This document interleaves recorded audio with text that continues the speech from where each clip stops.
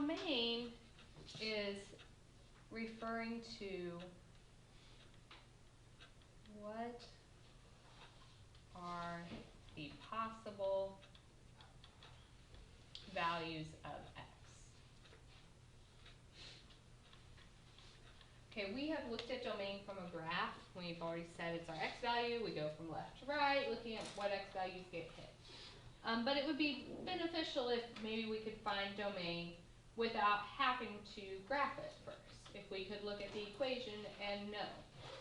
So when we are working with domain, there's really two things that we have to worry about. In a fraction. We're supposed to be writing this down. You might want to. You might put this in your notes just so you've got this little part. And then those are all the examples I'm going to work. So in a fraction, what can't you have on the bottom?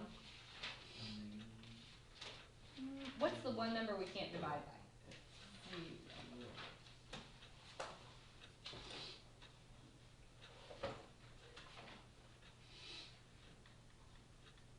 So if I give you a fraction, the denominator cannot be 0.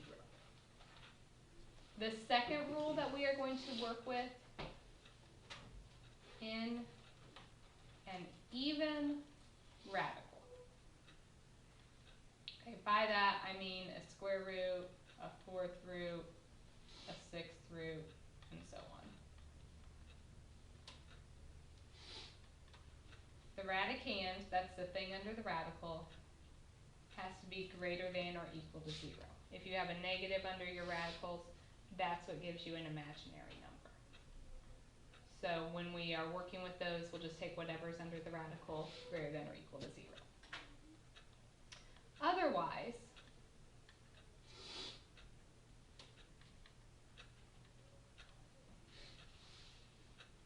the domain is negative infinity to positive infinity.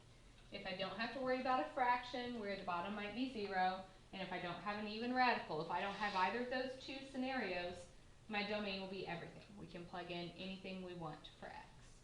But if we have a fraction or an even radical, we have to take a minute and solve for our domain.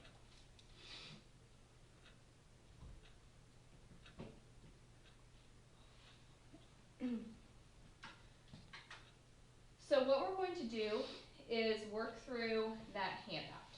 These are just a bunch of problems, and we're going to go through and find the domains on each of them. And that's all we're doing with those problems.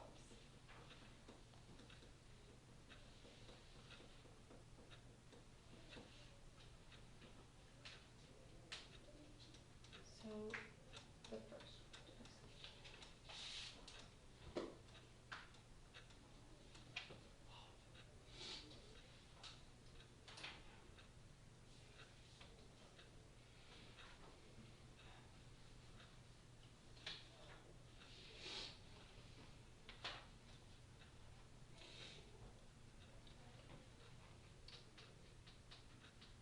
Alright, so number 1.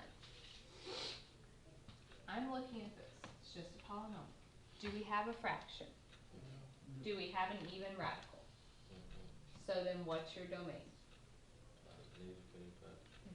If you do not have a fraction or a radical, you can plug in anything you want for x and get an answer. So domain is just saying, what can you plug in for x and get a real answer for? Okay, so number 2. We have a fraction, right?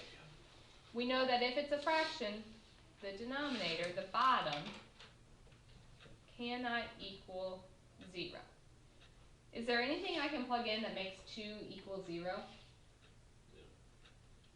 Even if I put a 0 on top, though, it's not going to make the bottom, because there's no variable here. Can 2 equal 0? No. So I have a fraction, but the bottom's never 0 anyway, so what's my domain?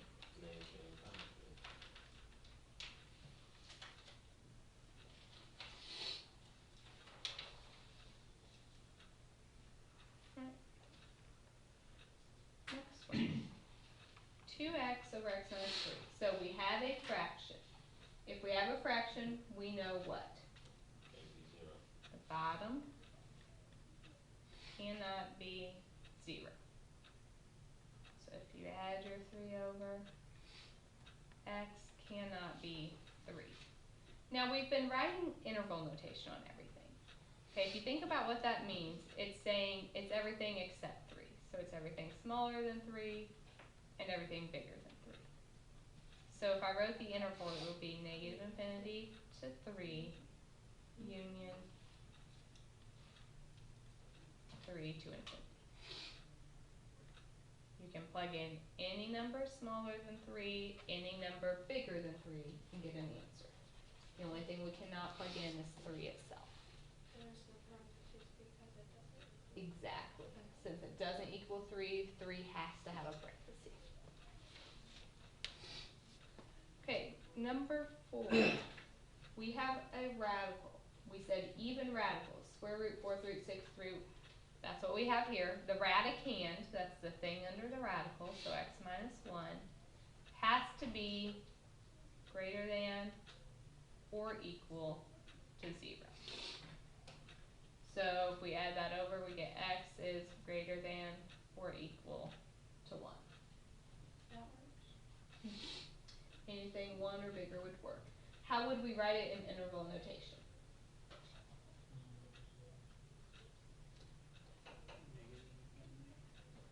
Careful, we want greater than 1. So then positive infinity. So that's like starting at 1 and going to the right. So be bracket 1 comma infinity.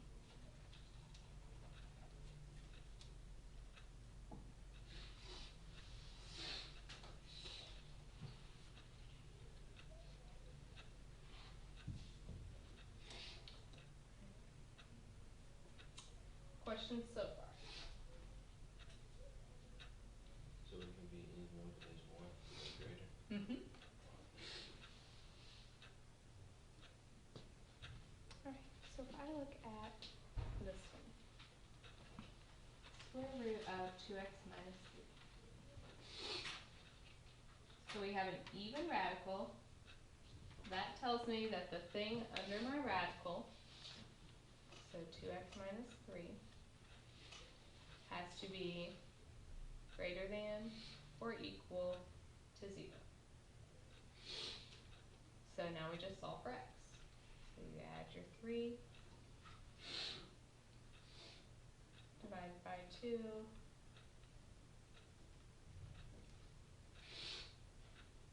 so x is greater than or equal to 3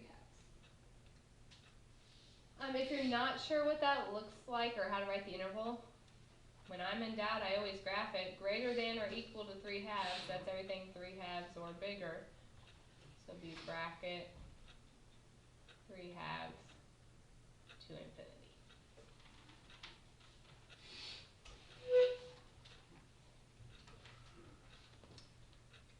Okay, number 6. What do we have to do? Get rid of the denominator.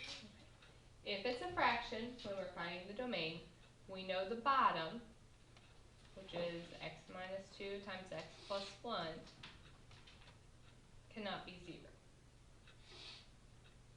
Can you look at that and tell me what numbers will make that bottom equal 0? 2 and negative 1. Basically, you just set each of these equal to 0. So x cannot be, make the first parentheses 0, that would be a positive 2. To make the second parentheses 0, that's negative 1.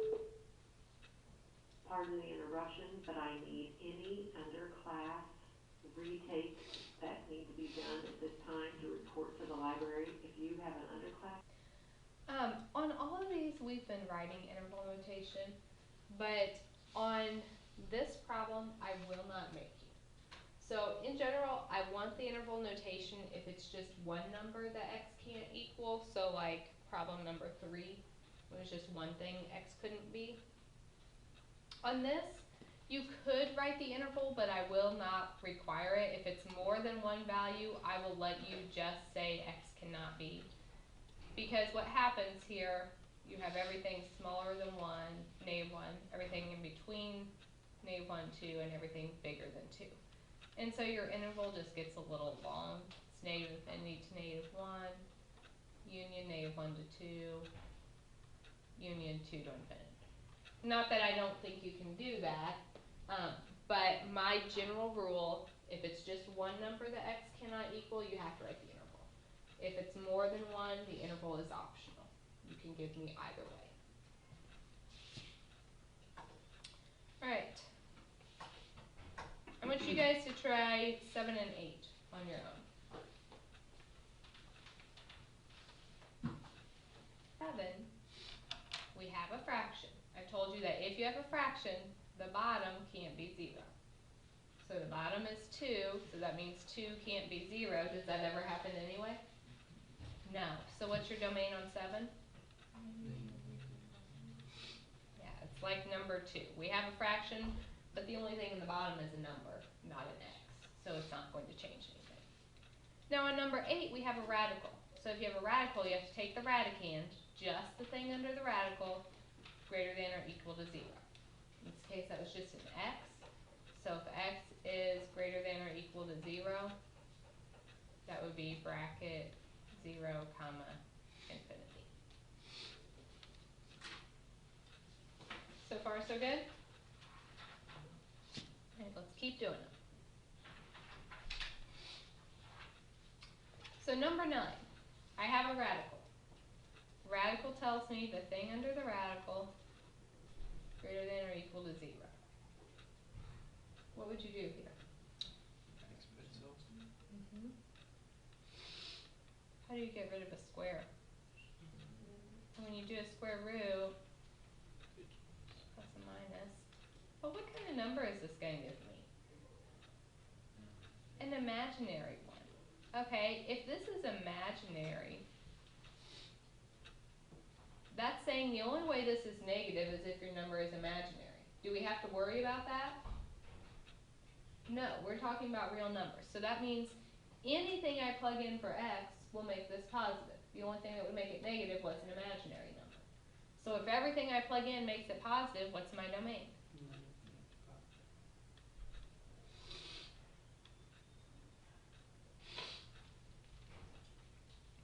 Okay, number 10, I have a fraction. So what do we do? Right, the denominator can't equal 0. Now on number 6, it was really easy to figure out what x couldn't be because the denominator was factored. So let's factor here. What could you do? If I take out x, then I'm left with x minus 4. Alright, so now you can just set each of those to 0. So what would just make this a 0? 4. We have, yep, the inside would be a 4, and since you have a plain x, that would just be a 0. So x cannot be a 0 or a 4. Again, since it's more than one value x can't be, you can leave your answer like that. If you chose to write interval, it would be negative infinity to 0, union 0 to 4, union 4 to infinity. I would take either one on this problem. Okay. Number 11. We have the square root of 4x minus 9. So if you have a radical, we know that the thing underneath has to be greater than or equal to 0. So add over your 9. Divide by 4. So x is greater than or equal to 9/4. What would that look like in interval notation? Okay.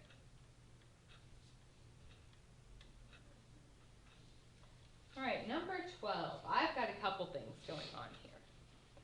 I have a fraction and I have a radical. If we have a fraction, we always say the bottom can't be 0. And if we have a radical, we say that the thing underneath the radical has to be greater than or equal to 0. So my x has to be greater than or equal to 0 because of the radical, but since it's on the bottom, can it equal 0? No. So probably the easiest way to do this is just to realize, since it's on the bottom, can't be 0, so I take away the equal to. It's that radical, so it's still the thing under the radical has to be greater than 0. Does everybody understand why I set it up this way? So then my answer would be what? Parentheses, infinity. You start at 0 still, because we put the parenthesis for not equal to. But that way it could be 0.01 or include all those decimals. So it's everything from 0 on up. So you only do a bracket when it's equal to? Mm-hmm. And since we had to take away the equal to, since it was on the bottom. Okay. A few more. Number 13, we again have a couple things going on. Oh, your problem's a little bit different than mine, isn't it? I have the square root of x minus 1 over x minus 2, or x plus 2 on yours. All right. We have two things to worry about. We have a fraction, so we know the bottom can't be 0. So x plus 2 cannot be 0. Make sure you're taking good notes on this because you're going to do it on your homework. Then on the top, we have a radical, which tells us that x minus 1 has to be greater than or equal to 0. So we're going to have to solve both of these because we have both problems. We have the fraction, we have the radical that we have to deal with. So this, we get that x cannot be a negative 2. And this, we get x is greater than or equal to 1. Alright, both of these things have to be true. If you are bigger than 1, can you equal negative 2? No. So do I really even need to worry about this? No. If you already say that x is greater than or equal to 1, my negative 2 is long forgotten. We've already said it can't be that. So when I put these two together, you could just say bracket 1 to infinity. Would it be the same thing if it was 1 minus x? No, that would have changed it. So let's answer that question. If it had been 1 minus x, here, I'll just come down below that. So then you would still have that x plus 2 can't be 0, so x can't be negative 2. If this were 1 minus x under the radical, you get that 1 is greater than or equal to x, or meaning x is less than or equal to 1. So then, if you graph this, not equal to negative 2 is everything except the negative 2.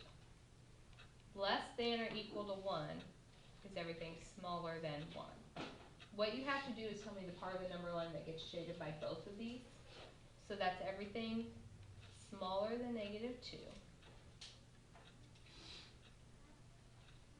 Then everything from negative 2 to positive 1. So that's a good question. Yeah, that's how it was on. Oh, did I copy? I wrote the problem down wrong. Sorry. Yeah. I had a different problem up here. Sorry. I failed. I should have said something sooner. That's why I said it the way I did. Okay, so the problem I worked for 13 was not the same as what I had written on your paper. It was radical 1 minus x over x plus 2.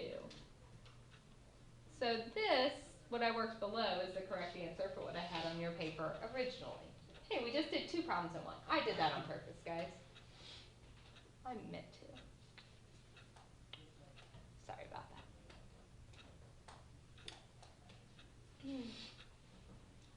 Okay, problem 14. We have a radical. Is there a variable under my radical? No. So do we have to worry about that? No. We know that in general, if it's a radical, whatever is underneath has to be greater than or equal to 0, but 2 is already greater than or equal to 0. There's no other radicals, no fractions, so what's my domain?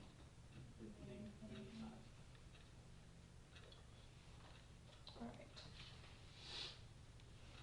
Couple more. We're almost done.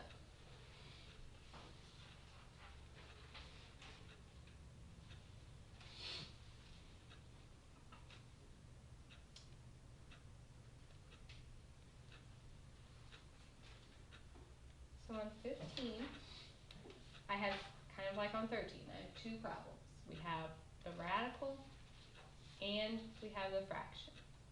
So if you have the radical, the thing under the radical has to be greater than or equal to 0.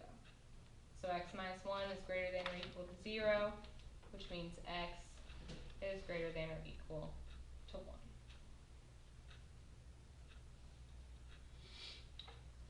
With the fraction, I know the bottom can't equal 0, so x cannot be negative 3. Alright, so if I look at this, I want everything that gets shaded by both of these.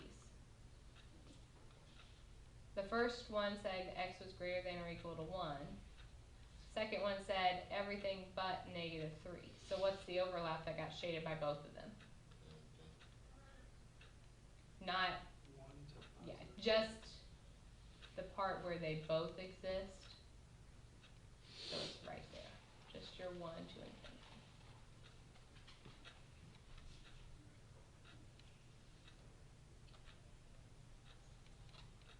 Okay.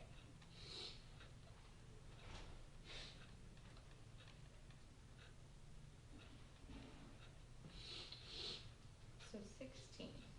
We have the square root of 5 minus 2x. So if you have a square root, the thing underneath is greater than or equal to 0. So 5 is greater than or equal to 2x. Divide by 2. So this says x is less than or equal to 5 halves.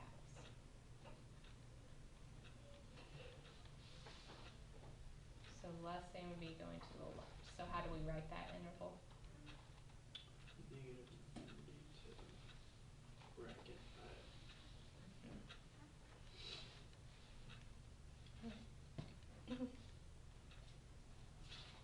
Questions on any of these? Your homework is the back.